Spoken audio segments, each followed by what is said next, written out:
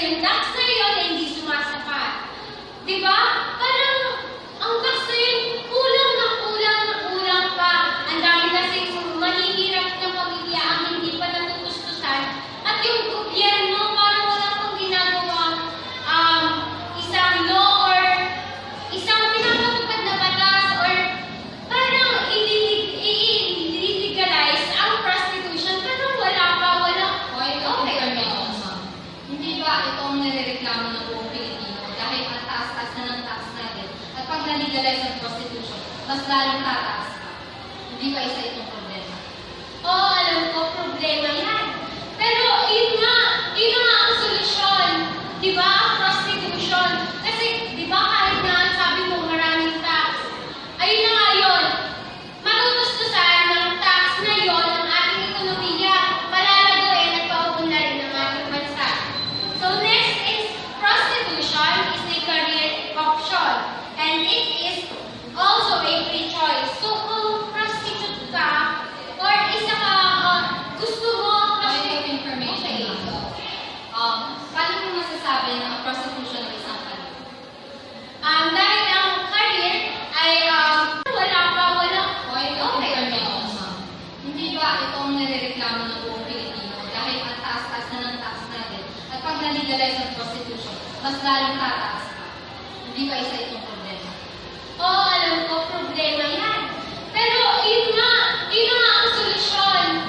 Diba? Ang prostitution. Kasi, diba kahit na sabi mo maraming tax, ayun na nga yun. Matutustusan ng tax na yun ang ating ekonomiya, palalagoin at pauunlarin ng ating bansa. So next is prostitution is a career option and it is also a free choice. So kung prostitute ka or isa ka gusto mo information paano mo masasabi na ang prostitution ay isang career? Dahil ang career ay pinaghihirapan at pinagtatrabahuhan o yun yung kanilang napiling trabaho. Yun. Then, we are all in a democratic country, so we can do what we want. Kahit anong choice ang gawin natin, maging prostitute ka man, or kahit anong trabaho, na legal or illegal, nasa choice mo yan, di ba? Kailangan kasi sa ating country ay yung be open-minded sa lahat ng bagay. Huwag kasing sa bawat gawa ng isang tao or bawat gawa ng mali, doon mo na agad titingnan. Parang prostitution or pagiging prostitute, huwag natin i-discriminate agad sila sa kung anong ginagawa nila. Miss Speaker, hindi natin mayaalis na it is not may discriminate yung isang prostitute. Kasi mismo sa sarili na hindi kaya niyang respeto, ano pa kaya sa iba? Okay. Ang respeto ay magkaiba sa discrimination. Right? Ano bang pakin nyo sa pagiging prostitute ng isang prostitute? Wala. Ni ang prostitute nga walang pakialam sa inyo. So, isa lang yan. Huwag niyo na lang silang pakialaman dahil ni isang salita ay wala kayong nakikinig sa kanila. Tama ba ako? Yan. So, next is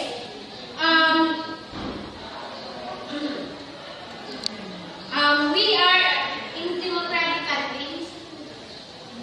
We are all in democratic country, so we can do what we want. Sinabi ko nga, ang pagiging prostitute ay choice at gusto nila yung gawin, so wala tayong pake. Point of information. Okay. How can you be so sure na gusto talaga ng prostitute? Hindi ba dahil sa wala siyang option kaya siya napapasok dito sa legal na trabaho? Tama! Tama ka sa sinabi mo.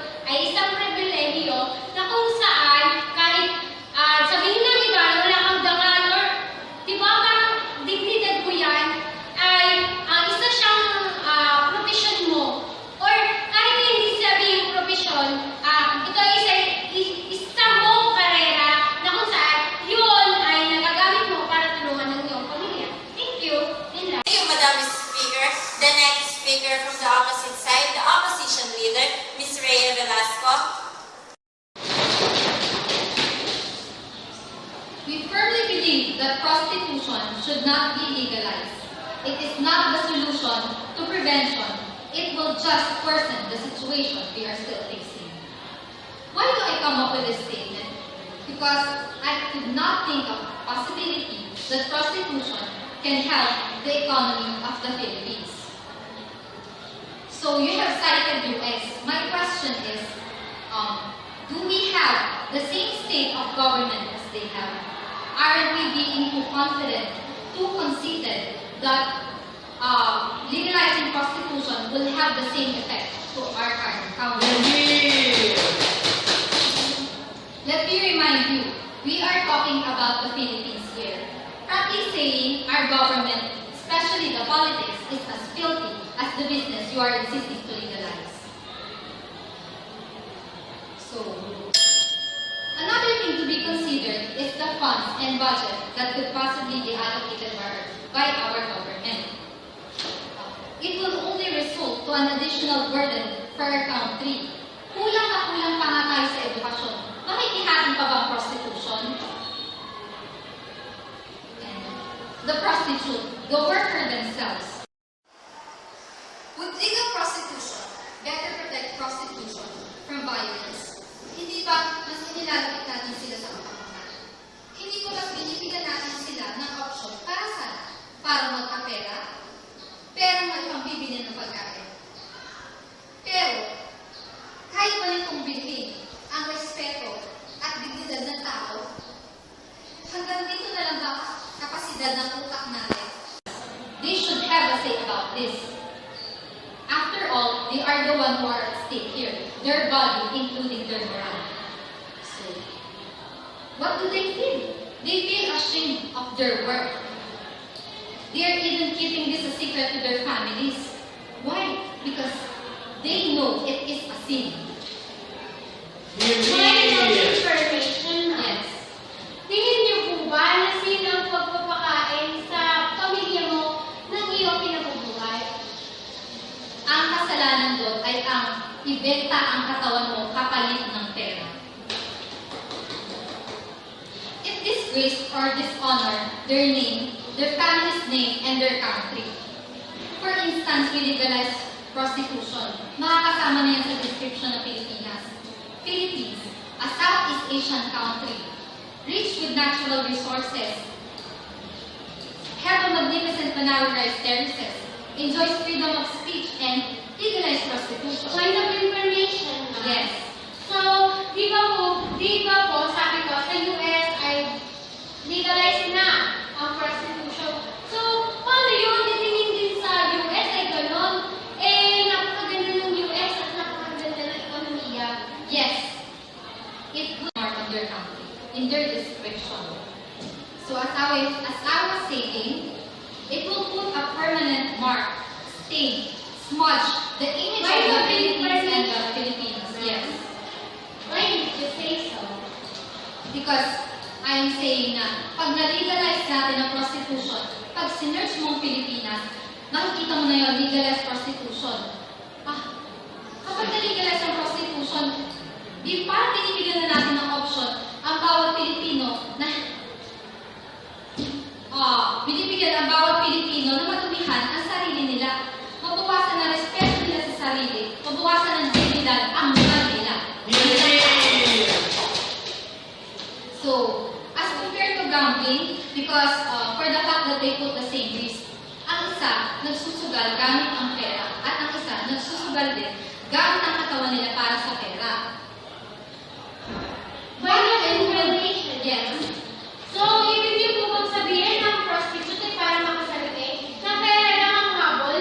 Eh, hindi niyo po ba alam na may tinutustusan din silang pamilya? I am saying na parehas ang gambling sa casino and sa mga lottery katulad ng gambling kasi sinusugal din nila yung pera nila. So, what and who will benefit from this business? If gambling like in casinos and lottery are legalized and we are still on the third world country, prostitution pa kaya? Sige yun. Yes. How would you say so that gambling and casino are totally magkapareho from saying dahil parehas sila. Parehas silang nagsusugal. Yung isa nagsusugal gamit ng pera at ang isa ay nagsusugal gamit ng katawan para sa pera. How can we be so sure na mag-benefits talaga ang prostitutes, ang government, ang Filipino people pag na-legalize ang prostitution? Point of information. Yes. Hindi po ba pag na-legalize ang prostitution, marami po benefit na prostitute kahit mal-educated person po sila. What benefits are you talking about?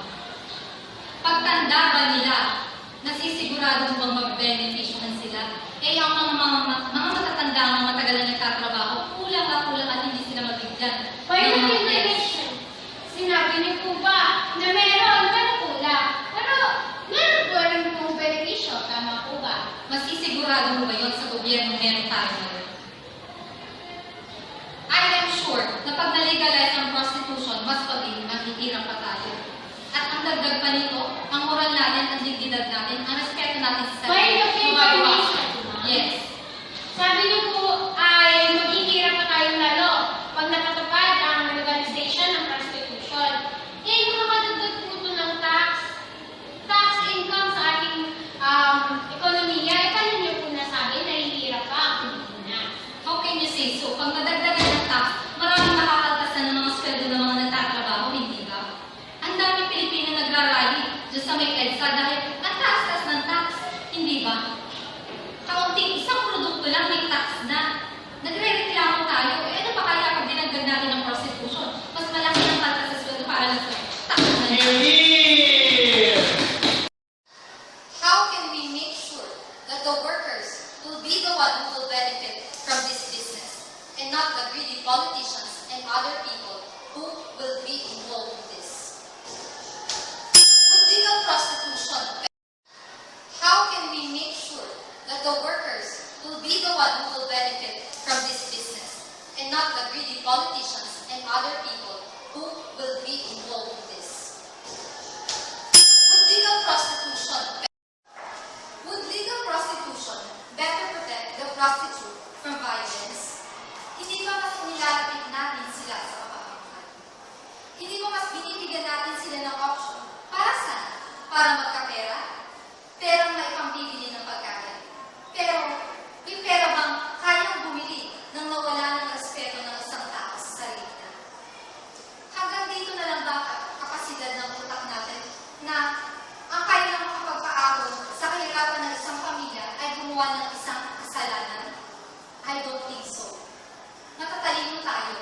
Matatalino ang bawat Pilipino. Ang kailangan niya ay sipag at syaga at utak kung saan makakahanap siya ng isang legal na trabaho na may dignidad at kaya may pakain sa kanyang buong pamilya. So, ang kailangan lang talaga natin ay sipag at syaga. At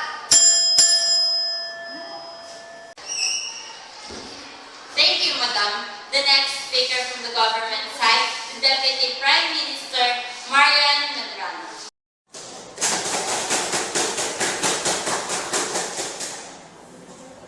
Prostitution should be legalized. Why would you always think that prostitution is just a dirty job?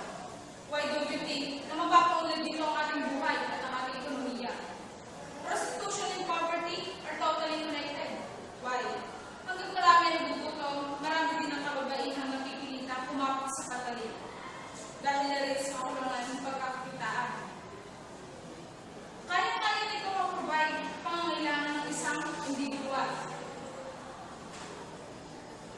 In this case, marami talaga pipiliin ng ganitong trabaho, lalo na sa mga mahihirap. Most Filipino who overseas for work in a Middle Eastern countries, looking for what? Unoften laboring in difficult and dangerous conditions in order to send money to their families here in the Philippines.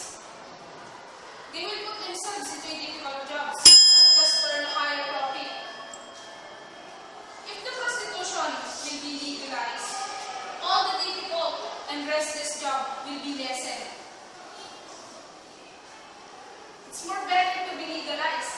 The prostitution hindi lang para sa benepisyo ng ekonomiya, but also for the protection of the prostitutes' sake under the government. Mapapabuti ng legalisasyon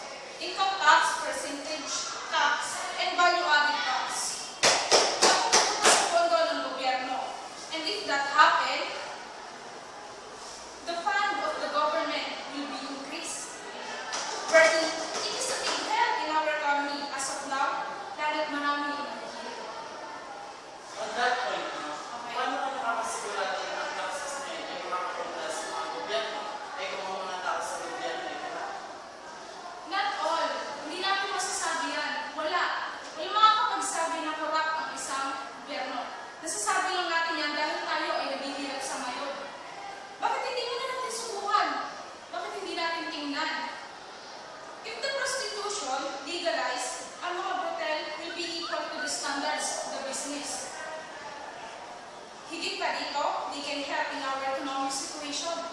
If prostitutes are considered to be legal in service sector, they can be also considered as employees that has the right for the safety and security. Unang-unang mabibigyan proteksyon ang mga prostitutes, lalo sa mga brothel owner o budag na sumusuway sa kontrata. They will be also given the protection from being abused and harassed from their clients. Higit pa dito, magkakaroon din ng compulsory check-ups para maiwasan ang anumang sakit na magpe-prevent sa Based on my research, it is a way of exercising. It is good for our heart. It can burn 80% of calories to our body. Pinapataas nito ang ating heart rate and makes the body more healthier. And based on my research, this can lessen the possibility to have a heart disease. It can loosen your body weight. It is a big help for those who want to lessen their weight. They don't have to spend much more time in the gym or sa The sex is the only way to exercise. No, I'm not saying that the sex is the only way. I'm just saying that it's also a big help for our maintaining the body posture and also the health. It can also prevent fever, cold, at pinalalakas ang ating immune system. Kaya din ito makaiwas prostate cancer. It can prevent and lessen your stress and kaya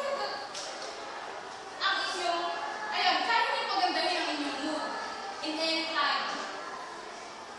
It encourages the mind to produce chemical that called endorphins to ease our stress. I know this is not the only job in the Philippines, but how about for those people na hindi nakatungtong ng kolehiyo o ng sekundarya? Would you think, makahanap sila ng magandang trabaho na kayang bumuhay sa isang pamilya? Kahit naman hindi legal ang prostitusyon, sa palagay nyo, napipigilan pa rin ba ito? Hindi, diba? Lalong dumadami ang prostitute. They are doing their jobs sa maliblib na lugar. Points of information ba? Hindi ba pag naligal ang prostitution, mas lalong lalala? Mas lalong dadami ang prostitutes? Hindi. Magkakaroon laang ng tunay na lugar para sa mga prostitutes. Hindi na nila kailangan magtago sa libre. At hindi na rin nila kailangan na ikahiyakan nilang trabaho kasi hindi magiging isang professional para sa kanila. It is still continuing at hindi napapansin ng gobyerno. Kaya mas mabuti pa ito ay magdidigaw. Sa ganoon, mabibigyan na sila ng atensyon para mas maprotektahan. Hindi na nila kailangan magtago sa mga liblib na lugar para lamang mag-prostitute. And according to our family background naman, if masira ang kanilang pamilya, would you think it is kasalanan talaga ng mga prostitute? Why don't you try to look to their wives if they can provide kung ano yung kaya ng mga prostitute? Bakit sila hahanap ng isang prostitute kung kaya ng kanilang mga asawa na i-provide ang kaya ng mga prostitute? If their wives can give their husbands, don't have to find them. Next, it can lessen the crime, rape, and even poverty. With all this, that's all. Thank you. Thank you, Madam. The next speaker from the opposition side, Deputy Opposition Leader, Mr. Sherwin Camus.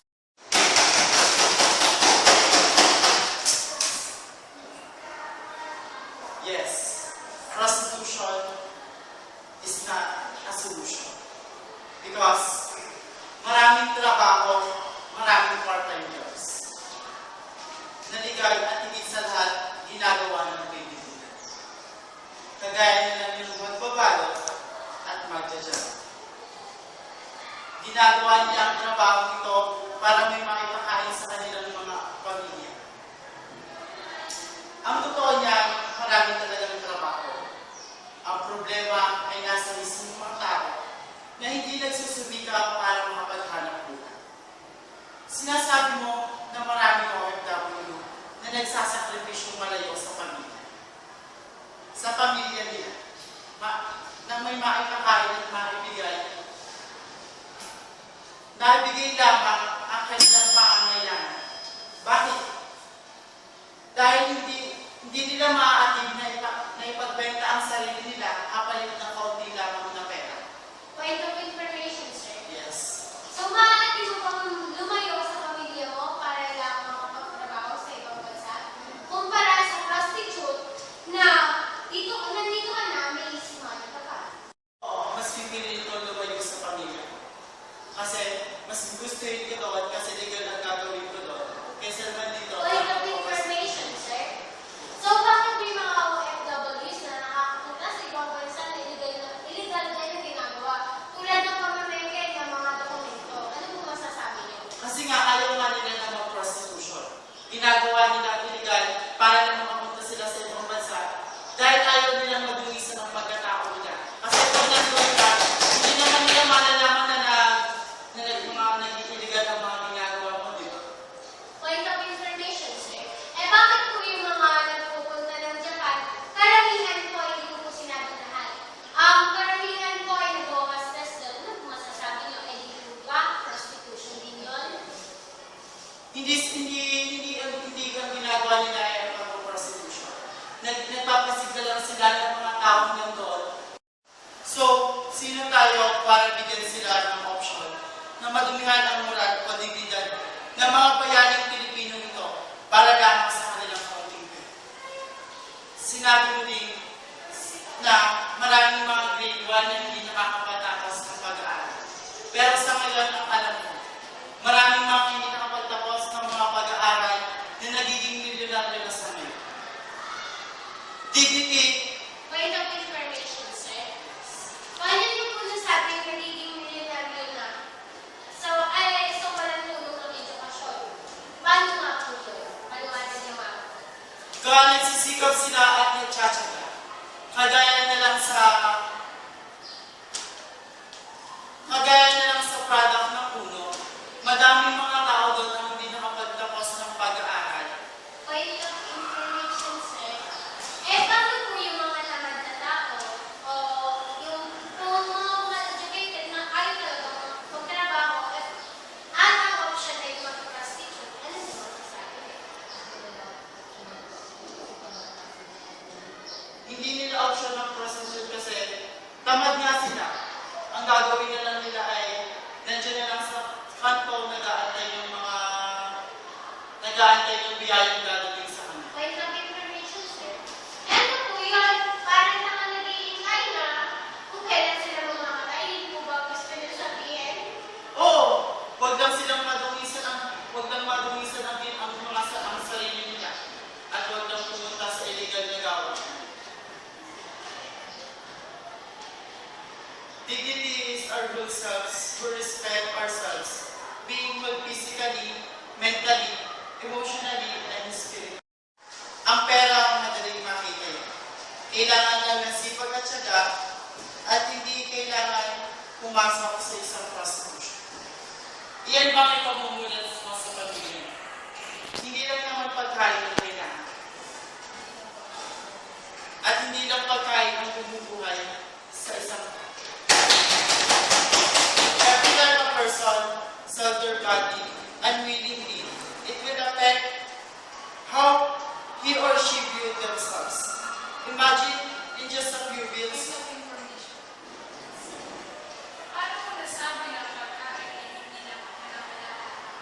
Ngayon yung nakakauna ng kailangan ng tao sa pang-araw-araw ng pag-iisip.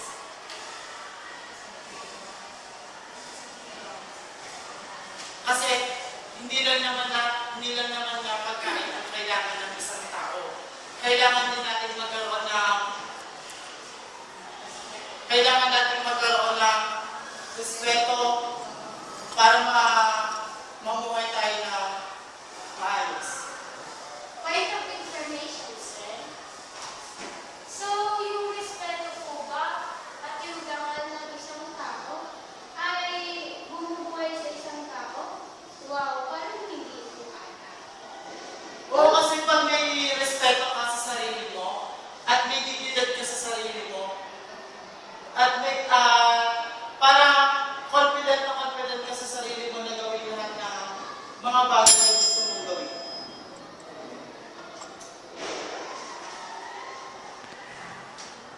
Legalizing prostitution would decrease human trafficking and violent crime, including rape and homicides. They cannot that prostitution inherent, immoral, commercially exploitative, empowers the criminals, underworld, and promotes the aspirations of women by men or vice versa. Prostitution is a problem not only in our society, but to the individuals themselves. It immorally wrongs, yet we live in immoral world. If a woman thinks it is the only way to make money, she is fooling herself and should know what her worth is. Thank you, Mr. Speaker. The next speaker from the government side, the government whip, Miss Jenny Balitaan.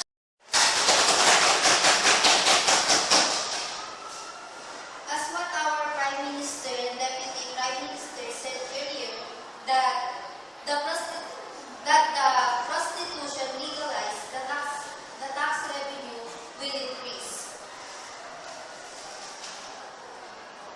Pag na-legalize nga ang prostitution, tataas ang tax revenue at lalabang atay kumilya. At pag na-legalize ang prostitution, kaya ng isang pamilya na mag-provide ang mga pangangailangan ng isang individual sa kanilang pamilya. At mas mapapabilis at mapapadali nila ang kita na maaari nilang makuha dito.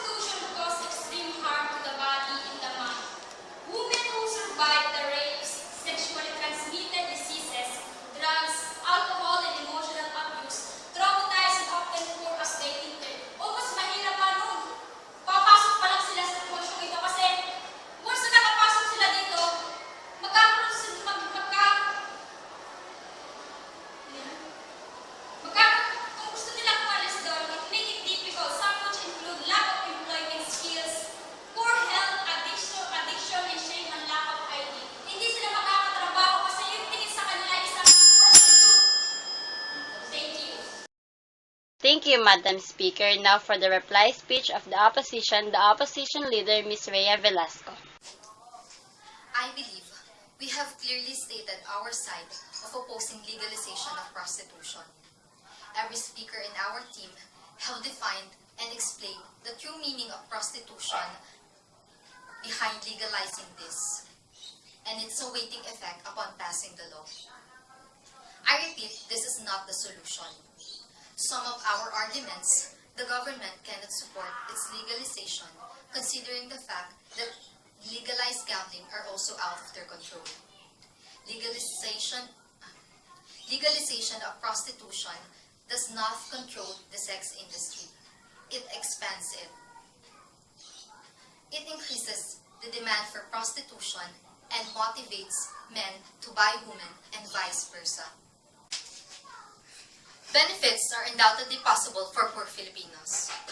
Only the human's dignity will be lessened, causing an increase in crimes involving sexual violence and even vices like drugs. There will be much higher cases for spreading the sexually transmitted diseases for both men and women and eventually their children. Legalizing would not do any good to Philippines. Compared to the other team, we have a solid stand. From the very start, we have clearly understand the argument's topic and its wide concern. We considered the worst cases that might happen to Philippines after its legalization. As comparison to the other side, the government, they viewed this a career. They said it is not a profession, but we believe that there are no difference between the two. No sinful profession and no immoral career can give back the dignity and self-respect once you have sold yourself to prostitution. The mental and emotional condition of the prostitute and the other person involved. Moral is as important as food. It is what makes people feel complete and whole. They repeatedly include an increase in tax collection. They repeatedly include increase in tax collection only for the sake of having a say to the government's economy. But that leads to neglecting the right of prostitutes to earn enough money for their family. This increase in tax collection is like directly stealing from their own pockets. A clear proof of how vulnerable their